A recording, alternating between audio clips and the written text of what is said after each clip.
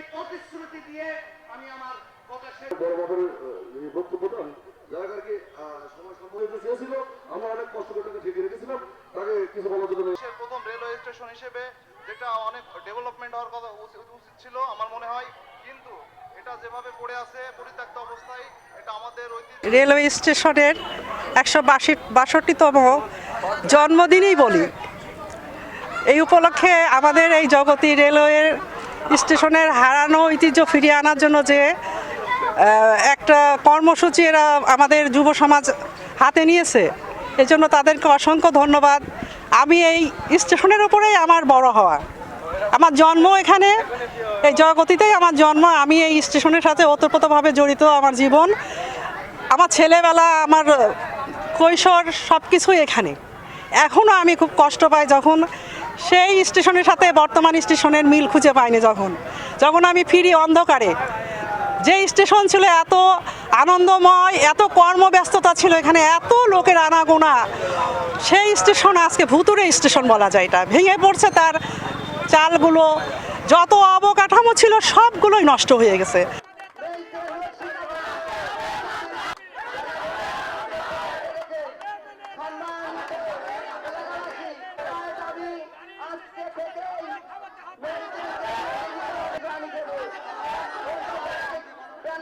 যখন এইখান থেকে আমি ছোটবেলায় যাওয়া আসা করতাম, তখন এই স্টেশনটা এত জাঁকজমক ছিল। বিশেষ করে দুটো তখন ওই আপনার কয়লার ইঞ্জিন যখন আসতো, কয়লার ইঞ্জিন চালু থাকতে গেলে আপনার পানি লাগতো।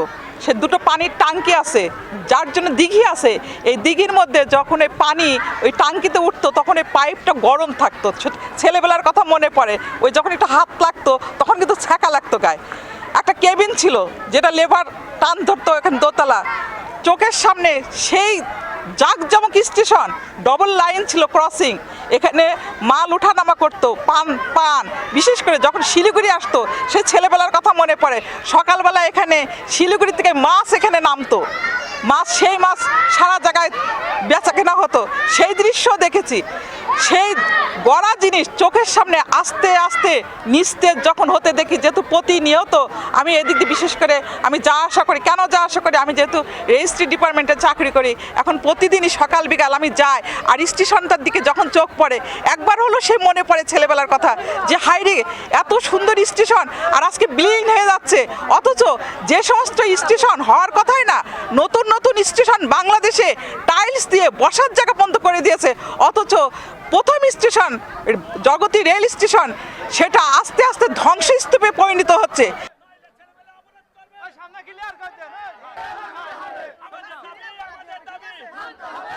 এটা এলাকার এবং বহুদূর প্রসারিত এলাকার একটা প্রতিষ্ঠান।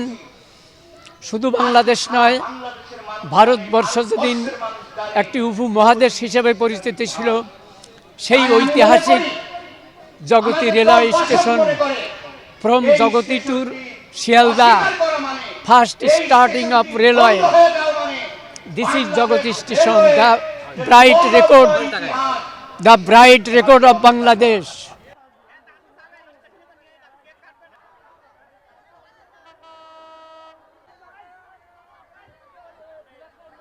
এটা একটা পুরাতন স্টেশন, বাংলাদেশের প্রথম রেল স্টেশন 1862 সালে 15 নভেম্বর অনুষ্ঠানের এই যাত্রা শুরু।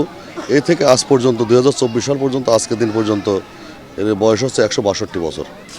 এই 162 বছরের মধ্যে আমাদের বয়স হয়তো বা 40, 45 বা 50 এর মধ্যে দেখেছি যে ছোটোবেলায় দেখেছি সব মানে এইসব চরম জাঁকজমক ছিল। সেই সময় লোকারণ্য ছিল, প্রত্যেকটা ব্যবসা এখান থেকে হয়তো সব কিছু মাছ মানে সে ব্যবসা সামগ্রিক এই জায়গায় সে নামতো।